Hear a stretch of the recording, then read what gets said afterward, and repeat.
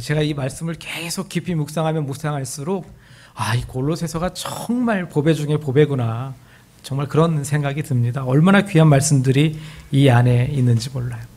이 골로새서 말씀을 통해서 우리의 영혼이 더욱더 풍성해지는 그런 말씀이 되기를 바랍니다. 여의도 순복음교회에 김덕자 권사님이 계세요. 이분이 20살 초반에 정말 가진 것 하나 없이 서울로 상경을 하셨는데요. 이 가난한 집에서 태어나서 자라면 빨리 독립하고 싶은 마음이 드는 것 같아요. 서울로 상경했는데 어떤 그 멋진 남자랑 이 불꽃 튀는 이 사랑에 빠진 거예요. 그래서 뭐 결혼할 틈도 없이 그냥 둘이 살림을 차려가지고 같이 살기 시작한 거예요. 근데 여러분, 콩깍지가 씌우면요, 그 사람의 정체를 파악할 겨를이 없어요. 이미 좋기 때문에 그 사람의 배경이나 환경이나 성격이나 성품 다 알 수가 없어요. 전혀 모르는 상태에서 그냥 콩깍지가 씌워져 버리기 때문에 가려지니까 아무것도 모르는 거예요. 콩깍지가 씌워가지고 같이 살다 보니까 차츰차츰 정체가 드러나기 시작하는데 아주 놀라운 정체가 있었어요. 그 정체가 뭐냐면 이 남자가 도박꾼이라는 사실입니다. 도박꾼인 거예요. 한 달에 몇 번만 집에 들어오고는 집에 들어오질 않는 거예요. 그래가지고 너무너무 화가 나고 속상해가지고 이분을 수소문해서 계신 곳에, 도박하는 장소에 가가지고 제발 집에 돌아가자고 사정사정 하는데 집에 갈 생각을 안 해요. 얼마나 속이 터지겠어요? 있는 힘껏 성질을 부리고 막 악다구니를 쓰면서 막 악담을 퍼붓고 그랬는데 결국 돌아오는 건 뭐예요? 주먹이 돌아오더라고요. 주먹이. 결국 매만 맞고 집에 돌아오는 거예요. 그래서 이 남자랑 헤어져야 되겠다 생각을 했는데 덜컹 아이가 생겼어. 그래가지고 이 아이를 지워야 되겠다. 난 도저히 이 남자랑 살 수 없다. 그래서 아이를 지우려고 별의별 방법을 다 쓰는 거예요. 그런데 아이가 지워지지 않았습니다. 들은 얘기로는 이렇게 혼자 비닐을 깔아놓고 아이를 낳는다는 얘기도 들었대요. 그래서 그분이 비닐을 깔아놓고 정말 아이를 낳으려고 비닐 깔아놓고 아이를 낳다가 그만 아이의 이 머리도 보이지 않은 채 기절을 하고 마른 거예요. 그래서 전화가 안 되니까 연락도 안 되고 친정아버지가 찾아와서 이렇게 보니까 기절을 해 있는 거, 아이를 낳다가. 그래서 그렇게 집에서 아이를 낳고 정신 차리게 해가지고 아이를 키우는데 아이가 생겼지만 남자는 이전이랑 똑같은 거예요. 여러분, 도박장에서 집에 거의 들어오지 않는 남자가 도박과 이 폭력만 했겠습니까? 또 뭐 하나 하지 않겠어요? 분명히 여자 문제도 있었을 것 같아. 그분이 그런 간증은 안 했지만 분명히 여자 문제도 있었을 것 같아요. 돈, 도박에 패고, 여자 문제. 여러분, 이 중에 하나만 있어도 사실 이혼감이잖아요. 근데 세 개가 다 있단 말이에요. 그런데 이분은 이 남자랑 헤어지지 않고 어떻게든지 살아보려고 혼자 막노동, 가사도우미, 야쿠르트 배달 할 수 있는 일을 다 하는 거예요. 근데 하루는 어떤 분이 야쿠르트 70개를 주문을 하는 거예요. 그래서 너무 감사하는 마음으로 70개를 가지고 갔더니 이렇게 얘기하는 거예요. 오늘 우리 집에서 구역 예배 드리는데 1시간만 예배 드리고 갔으면 좋겠다. 그 뭐 고객이 또 큰 고객이 부탁을 하는데 어떻게 해요? 또 이 비즈니스상 또 이 접대를 해야 되잖아요. 그러니까 1시간을 예배를 같이 드린 거예요. 그런데 말씀을 듣다 보니까 마음이 너무너무 평안해진 거예요. 그래서 그분께 얘기해서 주일에도 교회를 가고 그러면서 정말 뜨겁게 예수님을 만나게 돼요. 이전이랑 다른 건 아무것도 없어요. 여전히 매맞고 남편은 집에 들어오지 않고 자기 혼자 힘들게 고생하면서 아이를 키워야 돼요. 그리고 둘째를 낳았습니다. 이대로는 안 되겠다 싶은 마음이 들었어요. 그런데 하나님께서 그 마음에 감동 주시기를, 너 남편을 찾아와라. 네 남편은 노름마귀에게 잡혀있다. 하나님이 그런 감동을 주시는데요, 갑자기 자기 남편이 너무너무 불쌍하고 안쓰러워 보이더래요. 그래서 남편에게 찾아가서 사정을 했답니다. 여보, 당신이 지금까지 돈을 얼마를 날렸던지 무슨 일이 있던지 나는 아무런 상관하지 않겠다. 제발 집에만 돌아가자.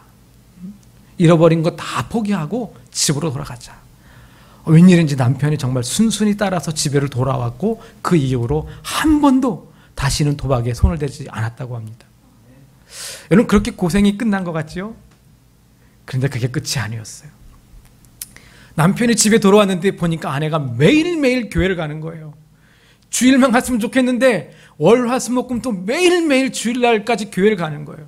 남편이 꼴 보기 싫으니까 이 아내를 때리기 시작합니다. 이젠 본격적으로 막 때리는 거예요. 같이 있으니까. 전에는 한 달에 몇 번 맞았다면 이제는 매일 맞는 거야. 그런데 매 때리는 것도 소용이 없어요. 매를 맞아도 계속 교회를 가는 거예요. 그러니까 이 남편이 이번에 안 되겠다 싶으니까 가방을 찢어버리는, 가방을 몇 개를 찢어버렸는데 그래도 교회 가는 거예요. 이제는 안 되겠다 싶어가지고 성경책을 찢어버리고 태우고, 그래서 25권 정도를 태웠다고 합니다. 근데 그래도 포기를 안 하고 교회를 가더래요. 이제 최후의 수단을 써야 되겠다. 뭘 것 같아요? 네? 최후의 수단으로 머리를 자르는 거, 머리를. 근데 그것도 가위로 자르는 게 아니라 부엌칼로. 잘 안 자르, 머리를 뜯는 거죠, 뭐.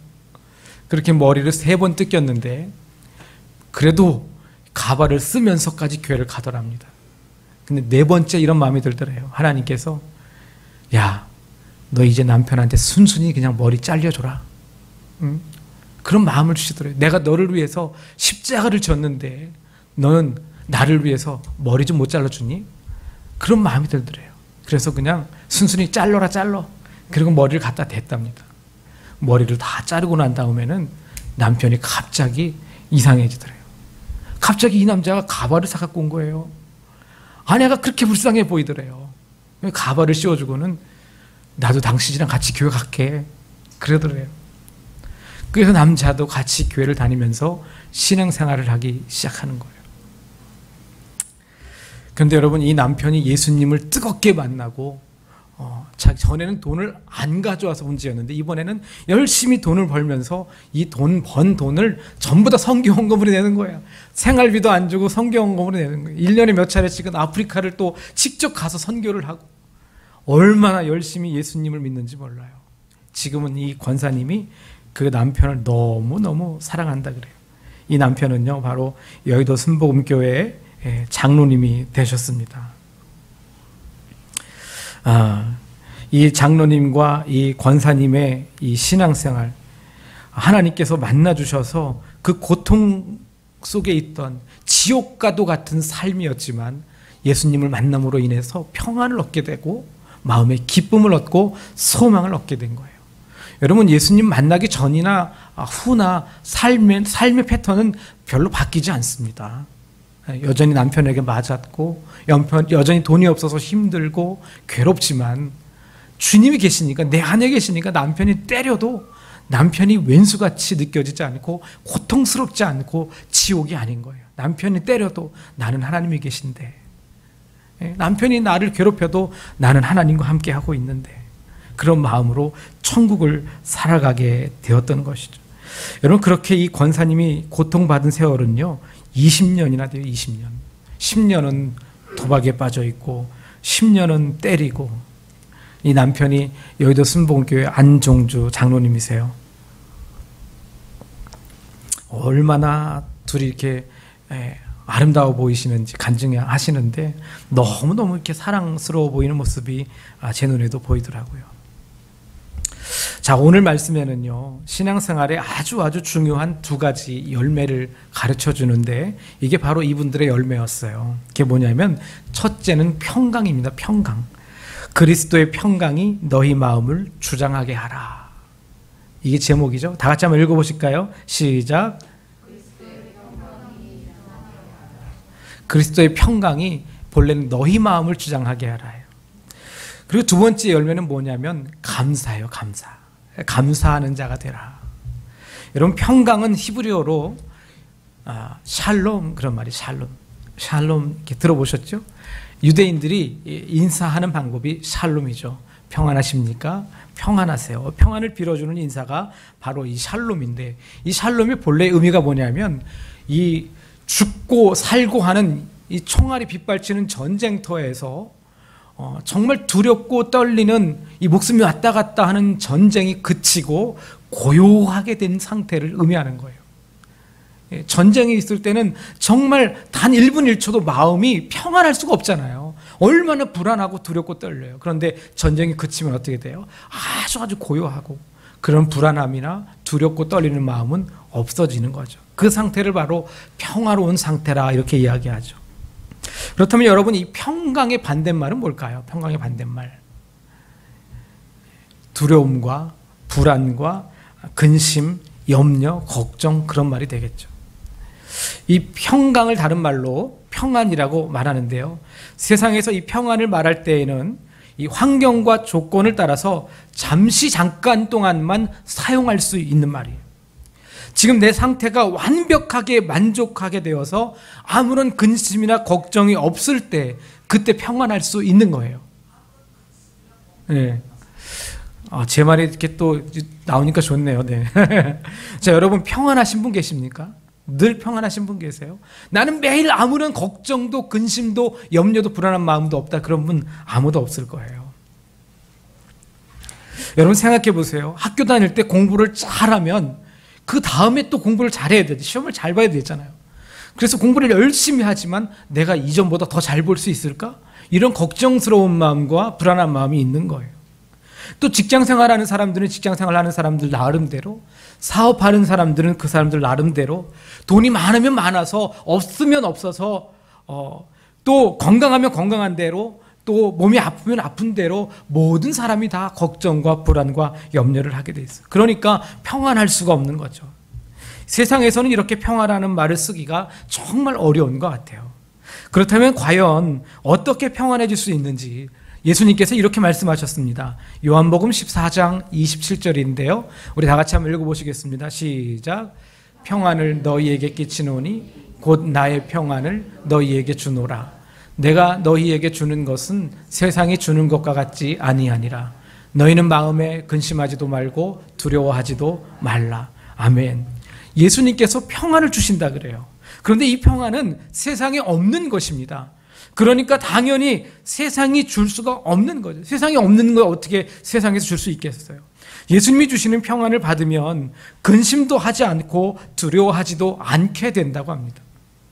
예수님이 주시는 평안이 무엇이길래 근심과 두려움이 사라진다는 말입니까? 예수님이 주시는 평안은요, 예수님이 내 속에 들어오셔서 나에게 있는 걱정과 두려움을 다 대신 맡아주시는 거예요. 마태복음 11장 28절에 수고하고 무거운 짐진 자들아 다 내게로 오라. 내가 너희를 쉬게 하리라. 이렇게 말씀합니다. 무거운 짐, 걱정과 근심과 염려와 불안한 마음 모두 다 예수님께로 가지고 나오라고 말씀하세요. 그러면 어떻게 해주신다고요? 쉬게 해주신대요. 이 쉬게 해주신다라고 하는 말씀이 바로 평안을 주신다는 건데, 이 말씀은 문제를 단숨에 내가 해결해 주겠다라고 하는 말씀이 아니에요. 여러분, 이 말씀을 오해하면 안 됩니다. 우리가 가지고 있는 문제와 아픔과 고통을 바로 해결해 주시겠다라고 하는 뜻이 아니라, 예수님께서 내가 너희에게 쉬게 해주겠다, 평안을 주시겠다 하시는 이 말씀은 너희가 가지고 있는 그 모든 무거운 짐과 얽매기 쉬운 것들을 내가 대신 맡아주겠다라고 하는 것이거든요. 내가 가지고 있는 문제 때문에 힘들지, 너 정말 고단하지, 고통스럽지, 그거 다 내게 맡겨. 내가 대신 맡아줄게 라고 하시는 겁니다. 그래서 베드로 사도는 베드로전서 5장 7절에 이렇게 말씀합니다. 너희 염려를 다 주께 맡기라. 이는 그가 너희를 돌보심이라. 너희 염려를 다 해결해 주시겠다고 했나요? 아니죠. 너희 염려를 주께 맡기라. 이렇게 말씀합니다. 주께 맡기라. 그러면 돌보아 주신다. 이렇게 말씀하고 있습니다. 여러분 생각해 보세요. 내가 지금 걱정되고 고통스러워하는 이유는 내가 가지고 있는 이 문제를 해결할 수 있을지 없을지 알 수 없기 때문에 불안하고 고통스러운 거예요. 내 병이 지금 고쳐질 수 있을까? 내 병이 내일이면 나을 수 있을까? 내가 가지고 있는 이 문제가 내가 억만금 빚지고 있는데 내일이면 갚을 수 있을까? 우리 자녀가 아픈데 내일이면 다 괜찮아질까? 우리한테 이렇게 큰 문제가 있는데 다음 달에 해결될까? 이런 불안한 마음, 이런 불안한 미래 때문에 우리가 걱정하고 두려워하는 거예요. 그런데 여러분, 만약에 내가 지금 심각한 문제를 가지고 있지만 다음 달이면 반드시 해결될 것을 알아. 그럼 여러분 불안하겠어요? 그러면 두려울까요? 내가 지금 몸이 많이 열이 나고 아프지만 이건 틀림없는 감기야. 그렇기 때문에 약을 이틀만 먹으면 나을 거야 라고 하는 확신이 있으면 불안하거나 걱정하지 않고 그냥 집에서 약 먹으면서 편히 쉴 거예요. 그렇지만 내가 열이 나는데 이게 내가 또 어떤 잘못된 감염에 걸린 거 아닌가? 코로나에 심각하게 감염된 건 아닌가? 내가 어떤 암이 있는 건 아닌가? 이런 불안한 마음이 있으면 절대로 평안할 수가 없는 것이죠.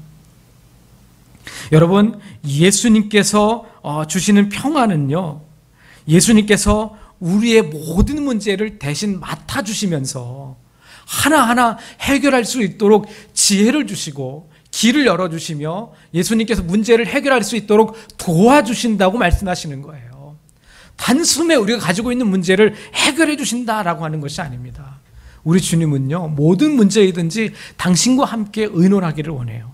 당신에게 맡겨주시기를 원해요.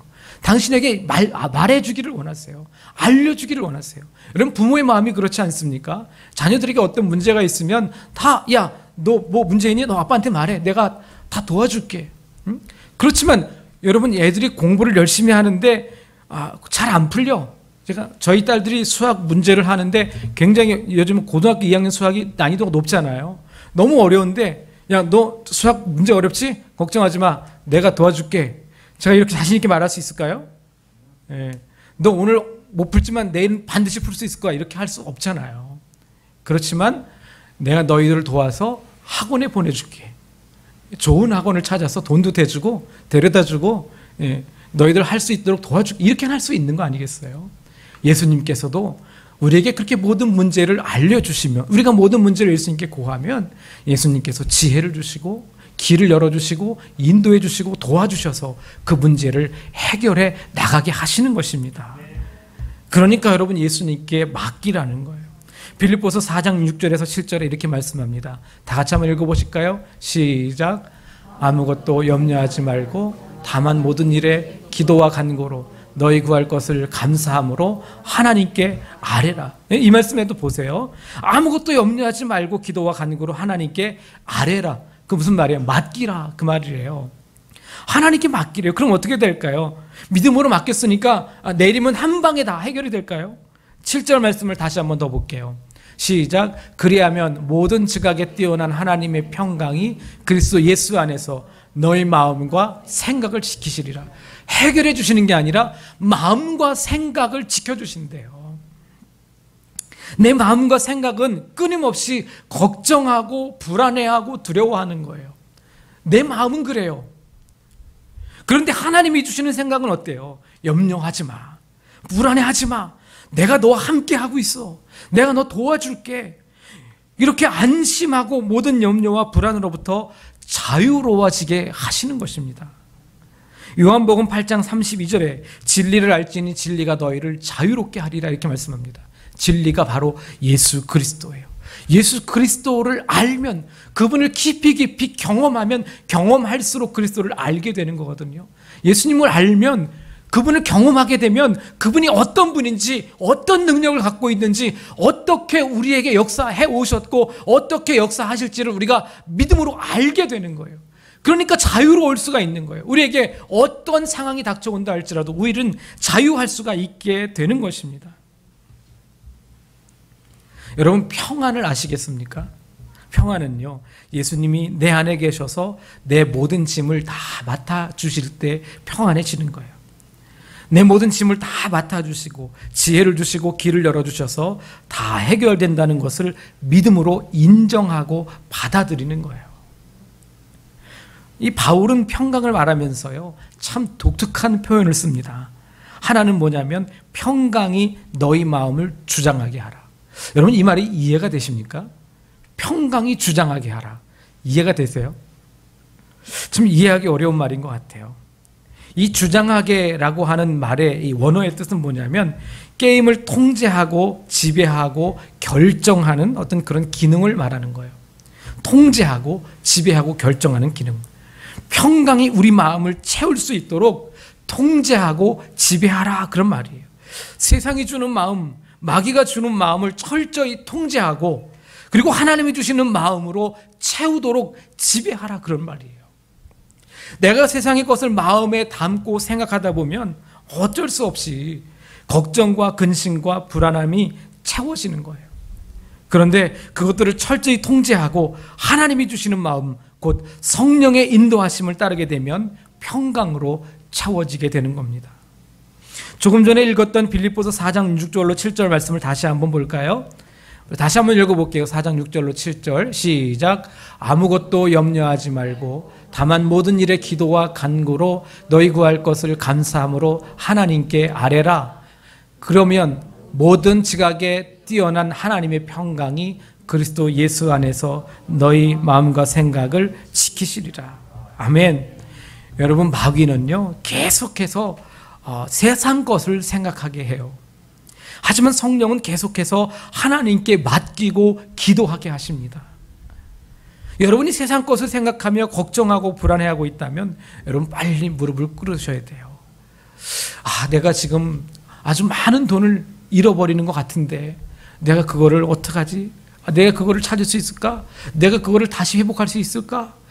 내가 아주 소중한 것을 잃어버리고 있는데 그것을 지킬 수 있을까? 염려하고 걱정하지 말고요. 그 마음은 마귀가 주는 마음이란 말이에요. 내가 지금 건강한가? 내가 아프지 않을까? 더 고통스럽지 않을까? 그건 마귀가 주는 마음이란 말이에요. 그런 마음을 다 하나님께 맡겨. 하나님, 내가 이렇게 이런 문제로 힘들고 괴로운데요. 다 주님께 맡깁니다.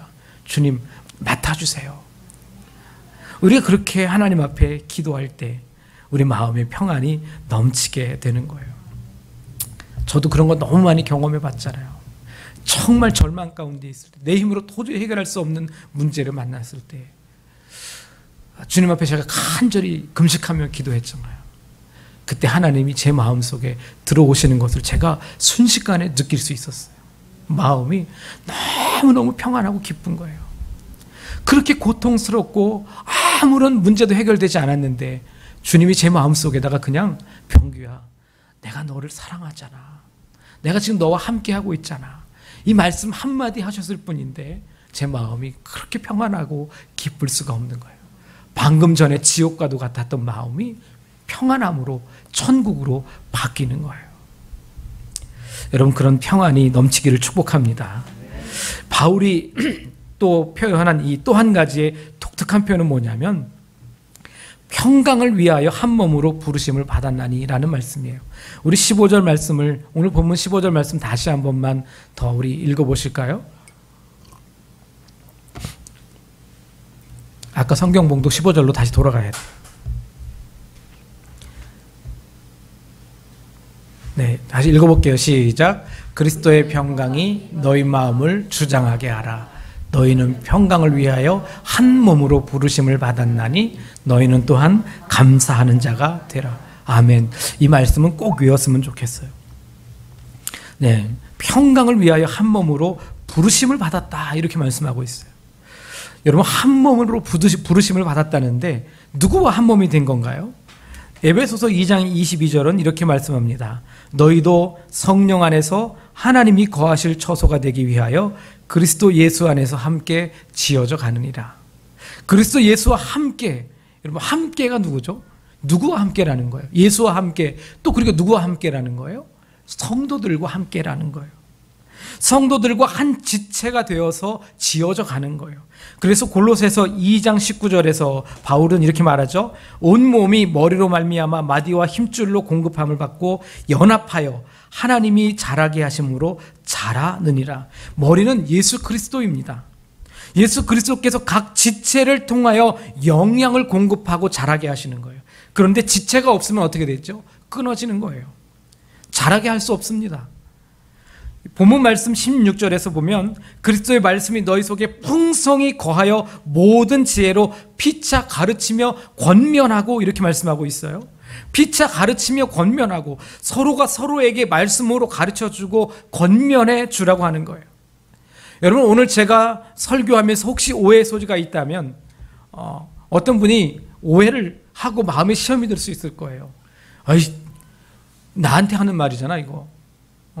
그리고 목사님이 나를 말씀으로 공격하네, 이렇게 생각할 수 있어요. 그런데 또 이 저한테는 그 시험 든 이야기를 차마 하지 못할 때 다른 어떤 분에게 이런 문제들을 이야기하면 그분은 말씀을 올바로 깨달은 대로, 아유, 그걸 그렇게 이해하면 어떡해, 그건 그런 뜻이 아니잖아, 그건 그런 뜻이 아니고 이런 뜻이야 라고 하면서 이분을 충분히 이해시켜드리면 그분이 시험에서 건져드린 거죠. 여러분, 그래서 지체가 필요한 거예요. 그게 바로 그리스도와 한 몸이 함께 되어가는 것입니다. 우리가 한 몸이 한 지체가 되었다는 사실을 절대로 잊으시면 안 됩니다. 우리가 한 몸이 되는 것은요, 오늘 바울 사도가 이야기하기를 평강을 위해서라고 합니다. 한 몸이 되어 서로 가르치고 권면해주고 기도하면서 함께 예배할 때 우리 모두에게 그리스도의 평강이 임하는 것입니다. 예수 그리스도를 머리로 한 몸이 되는 것, 이것은 온전히 구원을 이루는 아주 중요한 비결이에요. 나 혼자서는 안 됩니다. 여러분, 우리 가족끼리도 안 돼요. 그래서 제가 유튜브로 계속 예배를 드리면 안 된다고 그렇게 이야기하는 거예요. 왜냐하면 성도들과 한 지체가 될 수 없잖아요. 그런데 여러분, 줌으로 예배를 드리니까 좀 다르긴 하더라고요. 줌은 지체가 되는 것 같아요. 근데 유튜브는 안 돼요. 왜냐하면 줌으로 예배 드리면서 서로 교제하고 안부도 묻고 위해서 기도해 주기도 하고 하지만 유튜브는 아니잖아요. 일방통행이란 말이에요. 그래서 여러분, 우리는 성도가 절대적으로 한 몸이 되고 지체가 되는 게 너무너무 중요한 교회의 본질이라는 걸 잊으면 안 돼요. 하나님께서 교회를 세우시고 예수 그리스도가 교회의 머리 되신 이유는 성도들과 한 몸이 되라고 하신 놀라운 진리가, 놀라운 의미가 있는 거예요. 평강을 위하여 한 몸으로 부르심을 받았나니, 한 몸으로 부르심을 받았다고 합니다. 우리는 거룩한 공동체이면서 동시에 한 몸으로 부르심을 받은 사람들입니다. 여러분, 우리 교회는 인원이 많지 않기 때문에 한 몸이 되기에 더없이 좋은 조건을 가지고 있어요. 성도가 500명, 1000명, 10,000명이 되면요, 한 몸이 안 돼요. 될 수가 없어요. 그렇지만 우리는 인원이 얼마나 작습니까? 한 몸이 되기 얼마나 좋으냔 말이에요. 특별히 우리 성도님들 가운데는 성격이 정말 이상하고 괴팍한 분이 단 한 명도 없어요. 할렐루야. 예, 전에는 있었어. 좀 힘들었어요. 근데 지금은 단 한 명도 성격이 이상한 사람이 없어. 그래서 정말 한 몸이 되기 너무나 좋은 것 같아요. 여러분, 그렇게 우리가 한 몸이 됩시다. 하나님이 기뻐하시고 바라시는 지체가 되시기를 축복합니다. 마지막으로 감사하는 자가 되라, 이렇게 말씀합니다. 감사하는 신앙생활의 열매에 최고봉의 최고봉이에요. 이 감사는 신앙생활에 있어서 가장 아름다운 열매고요, 정말 신앙생활의 최고봉의 열매라는 거예요. 뭐가요? 감사가. 믿음이 좋은 사람은요, 감사하는 사람이에요. 모든 일에 항상 감사하는 사람입니다. 내 환경과 조건이 어떠하든지 무조건 감사하는 사람은 진짜 믿음이 좋은 사람이고 신앙생활을 끝내주게 잘하는 사람이에요. 여러분, 이런 사람과 친하게 지내시기 바랍니다. 뭐 입만 열면 불평이 쏟아지고 원망이 쏟아지고 뭐 그런 사람들과는 절대로 가까이 지내지 마세요. 본인도 힘들어. 정말 신앙생활을 잘하고 믿음이 좋은 사람은 감사가 넘치는 사람이에요. 그런데 이 감사는요, 바로 평강이 넘칠 때 가능한 거예요. 평강이 있다는 것은 기쁨이 있다는 거고요, 기쁨이 넘친다는 것은 바로 평강이 있다는 거예요. 기쁨이 넘치는데 불평이나 불만이 있을 수 있겠습니까? 기쁘니까 감사하게 되는 거예요. 골로새서 2장 6절로 7절에 보니까, 그러므로 너희가 그리스도 예수를 주로 받았으니 그 안에서 행하되 그 안에 뿌리를 박으며 세움을 받아 교훈을 받은 대로 믿음에 굳게 서서 감사함을 넘치게 하라, 이렇게 말씀하고 있어요. 감사하는 자가 되는 비결은 바로 예수 안에서 사는 거예요. 예수 안에, 예수가 내 안에 들어오시고 내 모든 수고와 근심 걱정을 예수님께 맡겨드릴 때 평강이 넘치게 되고 감사가 넘치게 되는 거예요. 우리는 가끔 그런 감사를 드릴 때가 있어요. 하나님, 남들은 장사가 다 안 되는데 나 혼자 잘 되게 해주셔서 감사합니다. 하나님, 옆집에 꽃분이도 금자도 다 코로나 걸렸는데 나 혼자 코로나 안 걸리게 해주셔서 감사합니다. 하나님, 옆집에 개똥이는 공부를 더럽게 못하는데 우리 아들은 공부를 잘하게 해주셔서 너무 감사합니다. 여러분, 이런 감사는 하나님이 주시는 감사가 아닙니다. 이런 감사는요, 마귀가 주는 감사예요. 성경에 이런 기도를 드리는 사람이 있어요. 누가복음 18장 11절인데 우리 같이 한번 읽어보실까요? 시작. 바리새인은 서서 따로 기도하여 이르되, 하나님이여, 나는 다른 사람들 곧 토색, 불이, 간음하는 자들과 같지 아니하고 이 세리와도 같지 아니함을 감사하나이다. 이게 지금 바리새인의 기도예요. 바리새인이 뭐라고 기도해요? 다른 사람과 같지 않음을 감사합니다. 지금 그렇게 기도하고 있어요. 나는 저자와 같지 않아서 감사합니다. 이런 감사는요, 마귀가 주는 감사예요. 남의 고통을 사뿐히 줄여밟고 나는 저렇게 되지 않았다라고 하는 이 마귀의 전형적인 속삭임에 좋아라 하고 있는 거예요. 얼마나 어리석은 사람입니까? 여러분, 말씀을 정리합니다. 서두에 말씀드렸던 여의도 순복음교회 김덕자 권사님이 예수님을 알지 못했을 때 도박에 빠져 가정을 돌보지 않는 남편을 끔찍히 여겼어요. 고통과 상처만 있었어요. 오죽하면 임신한 아이까지 지우려고 했겠습니까? 그런데 예수님이 마음에 들어오신 다음에 마음이 너무너무 평안해졌어요. 여전히 남편이 도박꾼이었지만 그 남편을 긍휼히 여기는 불쌍한 마음이 들었어요. 그 남편을 주님께 맡겨드리고 나니까 더 이상 남편에게 상처받지 않았습니다. 고통스럽지 않았습니다. 누구도 바꿀 수 없었던 것 같은 이 도박꾼, 폭력꾼을 예수님이 변화시켜 주셨습니다. 그리고 그 가정을 천국으로 바꿔주셨습니다. 지금은 가정이 너무나 평화롭고 감사가 넘치는 가정이 되었습니다. 여러분, 이것이 바로 신앙생활의 열매입니다. 여러분에게 어떤 문제가 있는지 저는 잘 모릅니다. 어떤 아픔과 고통이 있는지 잘 모릅니다. 하지만 분명하게 아는 것은 그 모든 문제를 주님께 맡길 때 평안을 얻을 수 있다는 것입니다. 주님이 내 안에 계신데도 불구하고 여전히 내가 주인되어 걱정하고 불안해하며 고통하지는 않습니까? 그 모든 것을 다 주님께 맡기십시오. 주님은 여러분 안에 거하시고 그 모든 문제를 맡아주시기 원하십니다. 기도하겠습니다.